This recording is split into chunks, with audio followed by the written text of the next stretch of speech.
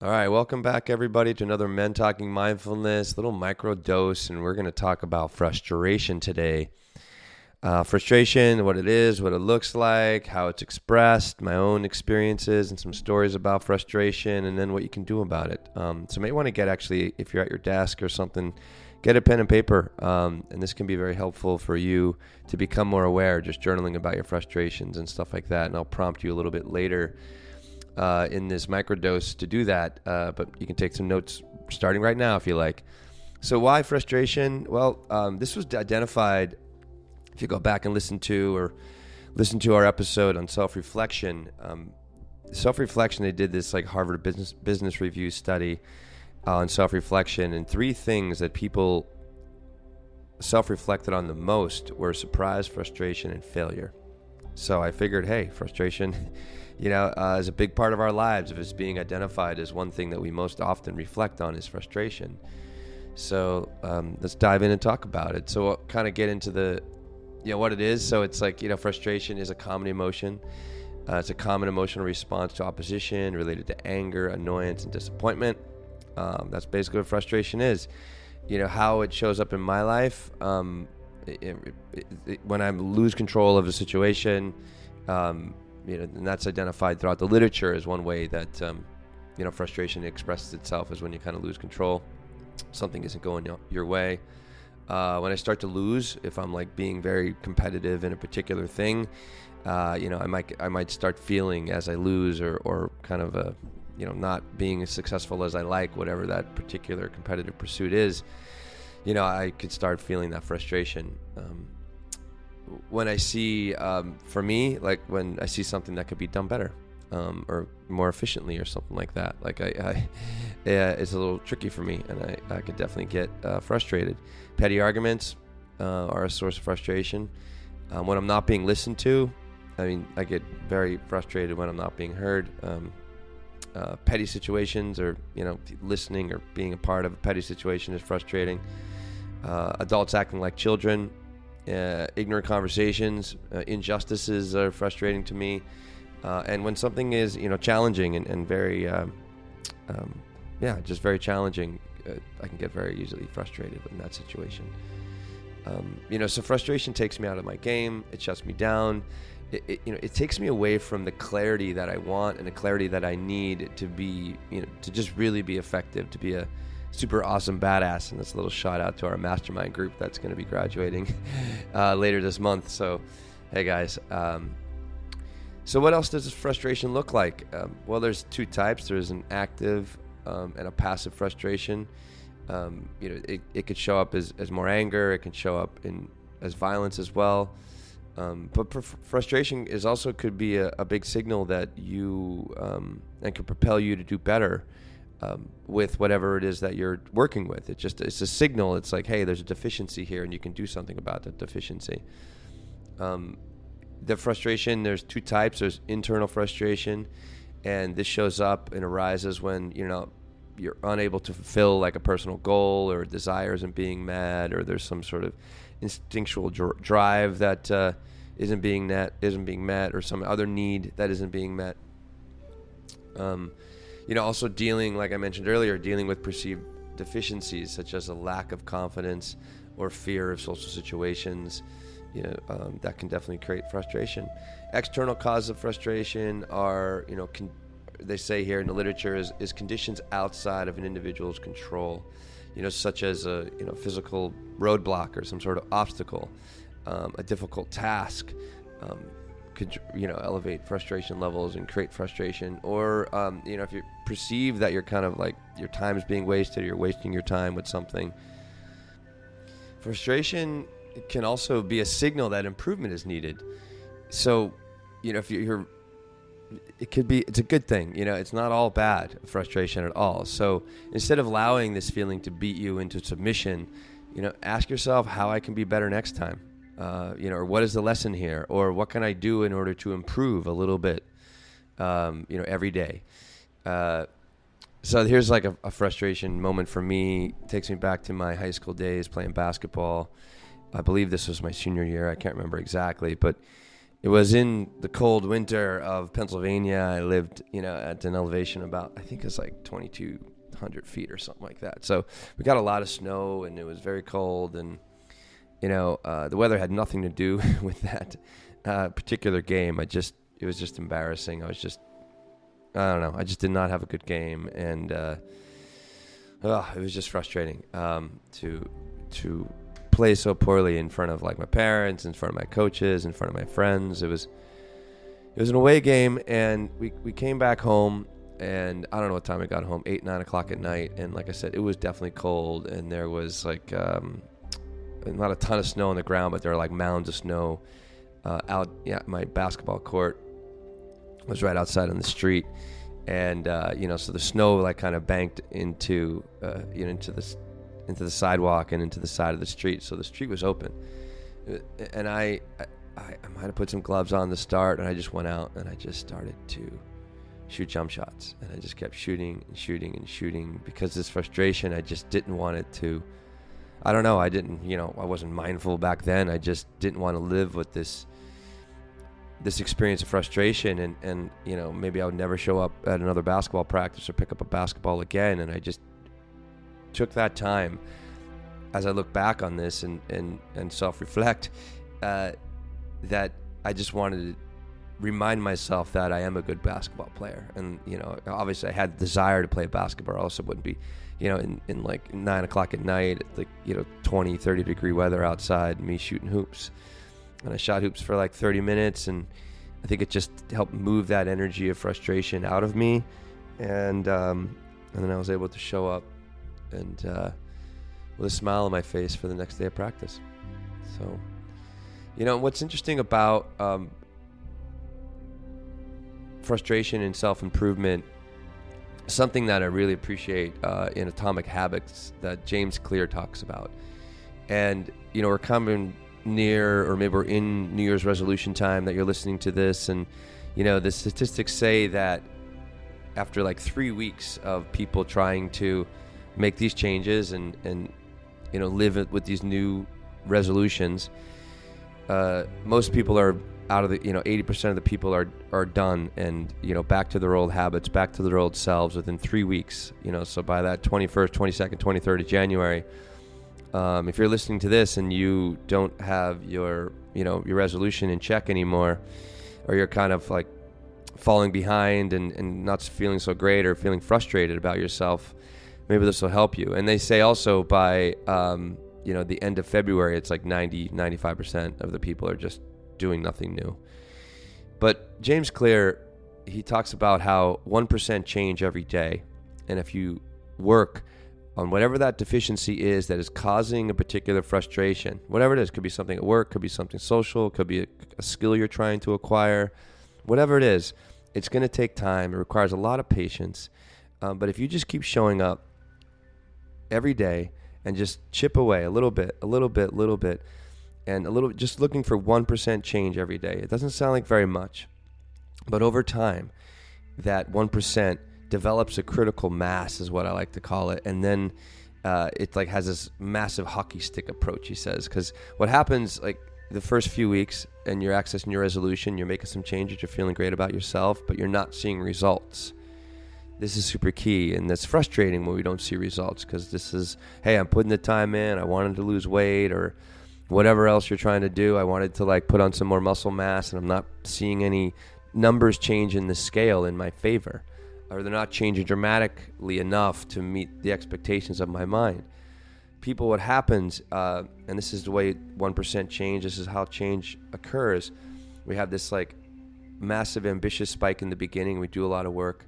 We might actually feel some change like physically or consciously in the beginning because your body's adjusting and adapting, and you're kind of feeling good and have some endorphin flowing within you because you're living your best self and showing up your best self and trying to bring out that best self. Totally get it. But this is where we fall into this valley of despair, is what James Clear calls it in Atomic Habits. And that valley of despair is where a lot of people are like, I'm done, and just go back to what they're typically doing. But if you just keep showing up and you keep working on that 1% change, even when you don't feel like anything's going on, that critical mass that I alluded to earlier, starts to form, and it has like its own inertia, it has its own energy that is waiting to be expressed. And that's when you get to that hockey stick moment. It could be months later, it could be a year later, and all of a sudden it's like boom, like things change radically because of that critical mass around that 1% change that you're doing every day. So if you're feeling frustrated about some sort of deficiency that you have, seek the resources or make the time to chip away a little bit every day, and watch how that can not only eliminate frustration, but can just really help you overcome that deficiency. And what's next then? If you overcome that deficiency, the next time frustration shows up, you might have a new relationship to frustration, because it's like, oh, I could change that. It's just going to take some time. It's going to take some patience. But I could change. So that's a little, something about, how do I live with frustration and how to deal with it.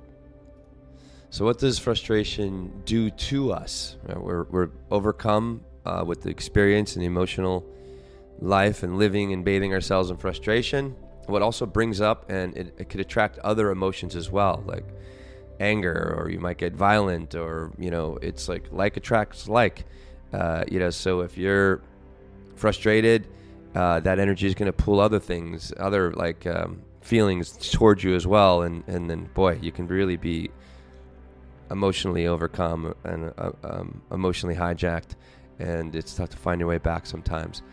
So when we're in this frustrated state, like, what does it do to us? Well, it prevents us from living in the moment to what is actually happening right here, right now, in this moment. So you're not living in the reality of what is happening. You're living in the imagination and the emotional hijack of frustration.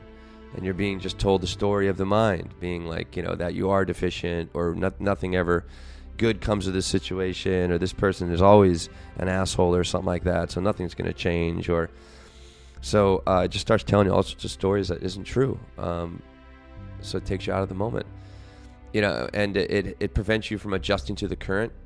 I think it's really important for me, as I continue to practice, to be more like water. Just to be able to adapt to any particular situation, whatever it is, and just be like water and just flow. Also prevents us from accessing the bigger picture, or being able to see that grander perspective on things, because we're so myopically, one thing about anger and frustration, it's all about me. So we're so myopically focused on what I'm not receiving, or the control that I lost, or the competition that I'm losing, or feel like I'm failing in some way, that it doesn't give us the opportunity to zoom out and really look at all the elements in this particular circumstance or situation, so I can come forward with the best possible solution. It traps me in victim mentality. Again, that me thinking, it reduces my empathy. And, so my ability to put myself in other people's shoes is kind of gone. So, I lose that very important human element of empathy. I get very selfish. I can get really mean when I'm frustrated as well. And most importantly, I feel with frustration it eliminates the creativity that's needed for problem solving. That's really it. When you get emotionally hijacked by frustration, you drop out of that brilliant executive function that's part of our brain that brings a natural communication between the intuitive side of the brain and the analytical side of the brain. Our working memory is on board, and when we're not frustrated, we're kind of calm, cool, and connected. And that's when we can really see life for what it is in the moment, and therefore we can take that observational view of life. And if there's a problem, I can take all the little things that are involved in this moment here and now, as well as all the little intricate details that might be part of this particular situation, and somehow synthesize and come up with an incredible solution to a problem. So if you're frustrated, you lose all that ability. You're just trying to literally fight for survival, and being extremely selfish as you do it. So ways of managing frustration, and maybe start writing some of these down. I suggest maybe right now, or after this little microdose is done, that you sit and you write down what are my triggers in my relationships for frustration, what are my triggers at work around frustration, what are my triggers with myself and my skill level. So that could be very helpful. And then also I would suggest journaling. What actions do I take when I am frustrated? What other feelings are associated with frustration? What do I do? How do I, behave when I'm frustrated? So ways that you can help to manage frustration and get to that clarity, so you have the creativity to find the solutions to those problems, is get grounded is first thing I have here. And just to really get help, one way to get grounded is just find your breath. Start breathing a little bit every day.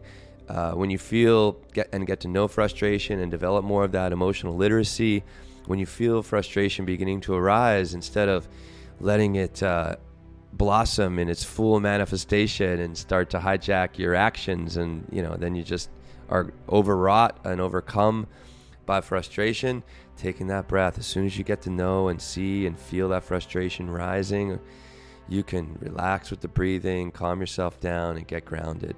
But if you take a little time every day and get to know your breath, which will help you to relax the mind and the body, it'll put you more in that mindfulness state, in the sense of you're observing and being aware non-judgmentally of the world, then you can really start making some serious changes. Let go of control. You got to go with the flow, and control it is an illusion. The only thing from my experience that I can control is my breathing. That's it. Like everything else is kind of left up to God or the universe, or the divine source, whatever you want to call it, beyond my control. But I can breathe. I can control my breath. Let go of your expectations. Don't fight the current. Go with the flow. Accept and surrender. Like that could be a practice. Talk about the opposite of frustration. Like accepting and surrendering is super key. And I'm not saying you just kind of roll over in any situation and like you're completely, like feckless, or just like have no spine at all. Like, no, that's not it. You just, for me, it's like I just have learned that, like, I just can't. I could feel that frustration when I lose control of a situation or something isn't going my way or whatever it is. And I just come back to that breath and I just let it go. How about also if you're really, working up some sort of creative project or whatever it is, sometimes it's nice and you're really cranking away and doing the best you can and results aren't coming. What if you just take some time away, just step away back and just, Da Vinci, I'm going to butcher this quote, but he goes, take some time away, go far, far away. And when you come back, it's like you have new lenses that you can see the problem or see the task at hand in a new way. So that's Da Vinci, not me. I would also suggest getting in your body. Release the energy of frustration can help you create that clarity that you need. So get in your body. If you're not working on a regular basis, the body keeps the score. So all that frustration that you're feeling throughout the day, if you're not exorcising it out, whether it's walking or doing breath work or whatever kind of physical activity, it can house itself and hold itself in your body, and then it starts to hold up more space in your mind, and it starts to continually create more thoughts and and then more emotions, and you're kind of lost and caught in this like thought and emotional and action and habitual cycle. But if you get more physical, get in your body, release that energy of frustration, things can change. And I would also suggest, like I said, a journal about it. So, get to know the triggers, get to know your feelings, the behaviors around it, and, the whole idea is name it to tame it. So the more that you take time to name these things and get to observe your life and self-reflect on how you're showing up, things which can change radically. And again, coming back to that 1%, if you're, 30, 40, 50 years old, we could be running the same patterns of behavior, the same ways of thinking, the same ways of doing things. And it's tough, to let go of frustration. So it could take time, but you just got to become more aware. Another thing that could alleviate some frustration is change your environment. It could just be our environment. We're very sensitive to the environment that we're in. And, if your environment that you're in isn't, creating like kind of some sort of, happiness or joy or, peacefulness, then that could be, a very like subtle source of frustration, but it could be in there. So, maybe get an office with more light, or, go sit, if you're in an office, go sit away from some people that might be frustrating or annoying. So that's one. And then last one is meditate. Meditation. I cannot stress how important meditation is, and how it's not the most, the most relaxing experience all the time. It could be very frustrating to meditate, but you can learn and understand and tame that emotion of frustration by sitting and being with it, instead of like wishing it would change on its own. So awesome, everybody. Thanks for checking out this microdose. If you don't hear from me before the new year, happy 2024, happy holidays. If you're listening to this in the new year, or maybe you're listening to this in 2025 or 26, thanks for checking this out. We're always here to help. Check out mentalkingmindfulness.com for upcoming retreats. And, if you want to work one-on-one coaching with me, hit me up, will@mentalkingmindfulness.com. I'd love to help you discover more of yourself with what I know and what I've learned. So thank you, everybody. Over and out.